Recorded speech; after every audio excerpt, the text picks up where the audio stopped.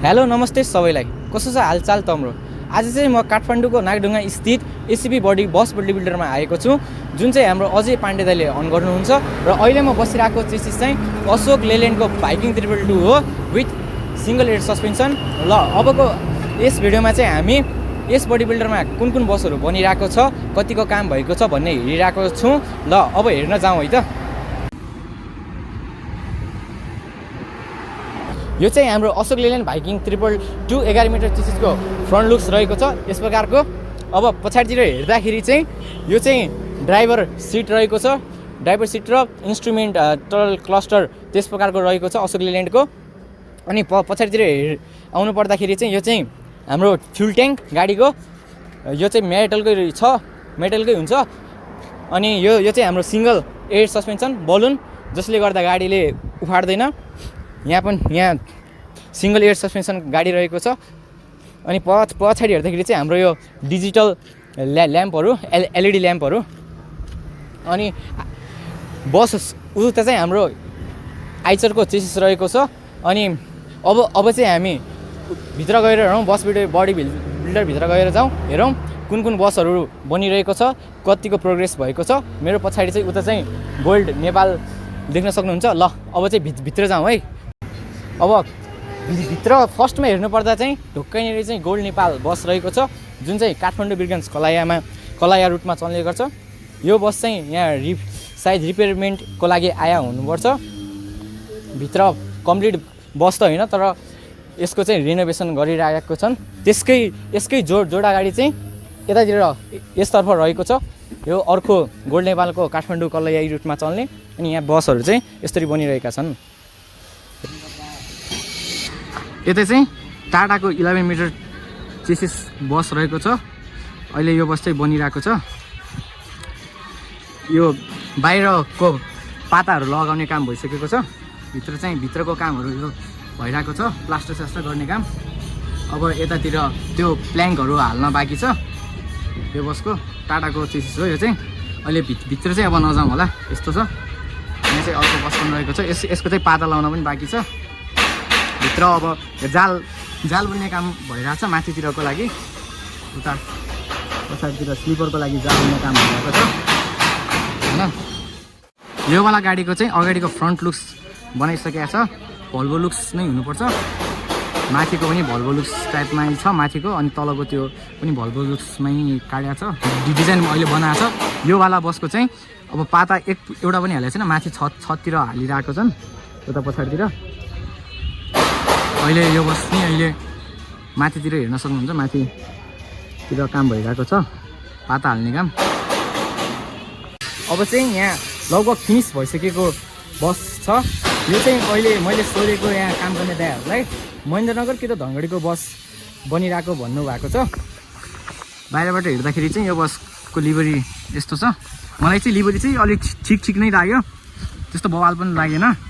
अनि सिसाहरू चाहिँ हाल्ने काम भइरहेको छ। माथितिरको सिसा हालिसक्नु भएको छ। फ्रन्ट विन्डसिल्ड र यो झ्यालहरू हाल्न बाँकी छ। अनि यता चाहिँ यो लाइट लगाउने काम पनि भइसकेको छ। यति स्ट्राइप लाइटहरू हाल्नु भएको छ होइन। अगाडिको लुक्स चाहिँ भल्भो लुक्स नै हो, यस प्रकारको भल्भो लुक्स। अब अगाडितिर जाउँ। अगाडितिर जानुपर्दा यो चाहिँ अशोक लेल्यान्डको भाइकिङ 222 नै हो। डिजाइन चाहिँ यस्तो वाल्सहरूमा चाहिँ त्यो मार्बल टाइपको छ। अनि भित्रको फिनिसिङ भइसकेको छ। अब लाइट्सहरू र यो सिटहरू लगाउन बाँकी छ। अनि स्लिपर हिँड्नुपर्दा चाहिँ यस्तो छ, पङ्खा रहेको छ उता एसीको लागि। अनि यहाँ बटनहरू लाइट रिडिङ लाइट छ, यस्तो छ। बस चाहिँ बनिरहेको छ। यहाँ पङ्खाहरू पनि रहेको छ। यो चाहिँ हाम्रो रिडिङ लाइटहरू तिनीहरू। माथिको लुक्स चाहिँ मार्बलको लुक्स दिएको छ। यो चाहिँ हाम्रो अनि एसीको भित्रको राख्न बाँकी छ, भित्रबाट एसीको। अनि यो चाहिँ हाम्रो वाच टाइम हेर्नलाई गाडी चलेको बेला टिभीहरू राख्नै छ, टिभीको लागि यहाँ ठाउँ छोडिदिनु भएको छ। अनि बसभित्रबाट यस्तो हेर्न पर्दा अहिले लगभग भित्रको काम फिनिस भइसकेको छ। यहाँ माथिको ग्लास लगाइसकेको छ, यो तलको प्यासेन्जरहरूलाई चाहिँ झ्याल खोल्नेवाला झ्याल चाहिँ लाउन बाँकी छ, अनि सिट्सहरू लाउन छ, लगभग खतम भइसकेको छ भित्रको काम चाहिँ। यता चाहिँ लाइट्सहरू चाहिँ लाउन बाँकी होला, लगभग नत्र काम यो बसको फिनिस भइसकेको छ। अब चाहिँ बाहिर निस्केर हाम्रो पछाडि रहेको स्विम्बु नेसनलतिर जाऊँ। यहाँ चाहिँ हाम्रो स्टाफ बस स्टाफ दाइहरूको लागि सुत्नको लागि राति स्लिपर पनि रहेको छ। ल अब चाहिँ स्विम्बुतिर जाऊँ है। यो गाडीको पछाडि लुक्स हेर्नु पर्दा त्यही एल टाइपमा एलइडी लाइट, जुन चाहिँ आजकल एकदम फ्यासनमा रहेको छ, ट्रेन्डमा सब गाडीहरूमा यही मात्र देखिन्छ। यता चाहिँ हाम्रो नेसनल स्विम्बु रहेको छ, पूर्व रुटमा चल्नेवाला। यो गाडीको भित्र चाहिँ सब सिटहरू निकालेको छ, सायद सिटहरू फेर्न अनि हल्का रिनोभेट गर्न आया होला।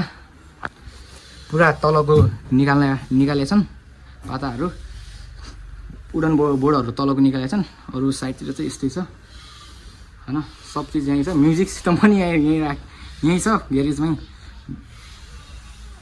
हैन। यहाँ चाहिँ स्पेसल वान, यो चाहिँ सिटहरू रिनोभेट या केही बिग्रिया भएपछि बनाउन हुनुपर्छ, तर बिग्रिया भएपछि चाहिँ सायद सिटहरू ननिकाल्नु पर्ने हो, भित्रको केही काम गराउन हुनुपर्छ।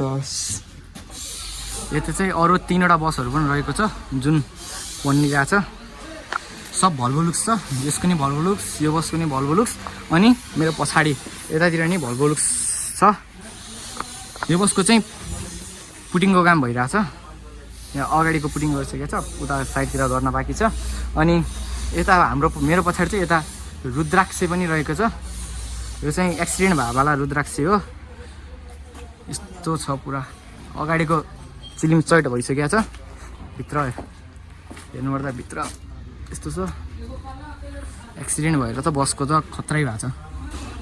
अब यहाँ रिपेयर गर्ने हो कि अब सायद यस्तै राख्ने, सायद यस्तै नै राख्ला। अब इन्जिन सिन्जिन केही छैन यहाँ। अब यो बसको यस्तै हो। अनि योसँग चाहिँ यहाँनिर चाहिँ नयाँ बसहरू बनिरहेको छ हैन। यो बसको भित्र जान्थ्यो, यहाँनिर जानलाई ठाउँ छैन। अब यो बसको चाहिँ यो बसको भित्र जानुपर्दा चाहिँ यहाँ काम भइरहेको छ, तल फ्लोरिङको काम भइरहेको छ।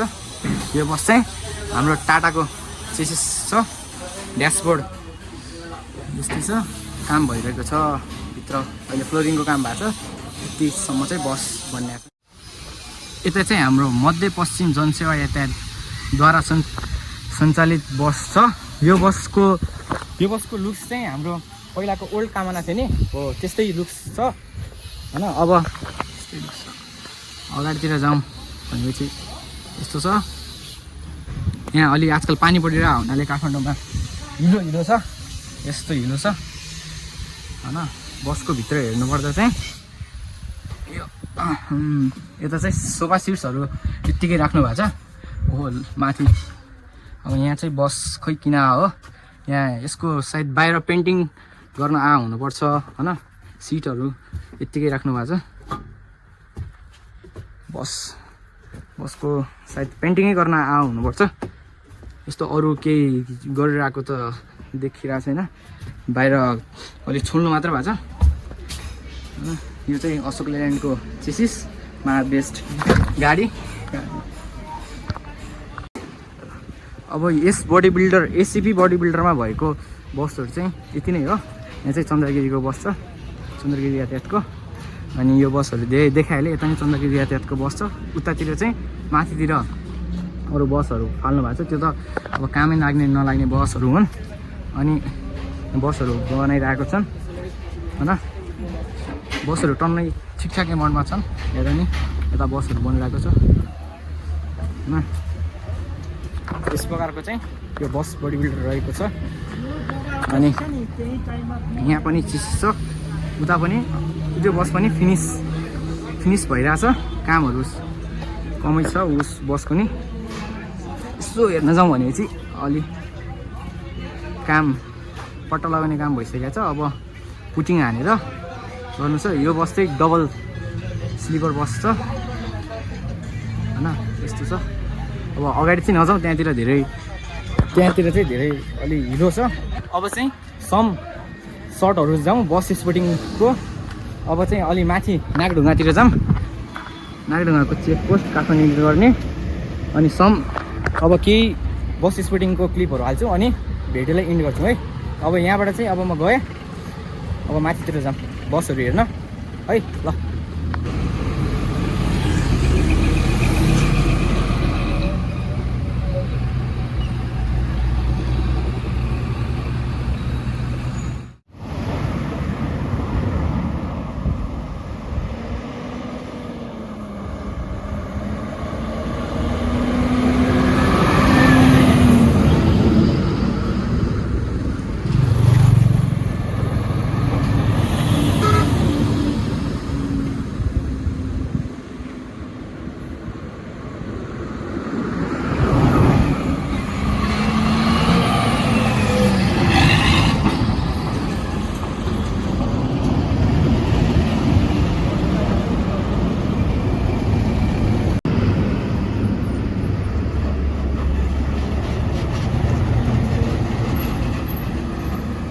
सिमरिकलाई हेरेँ।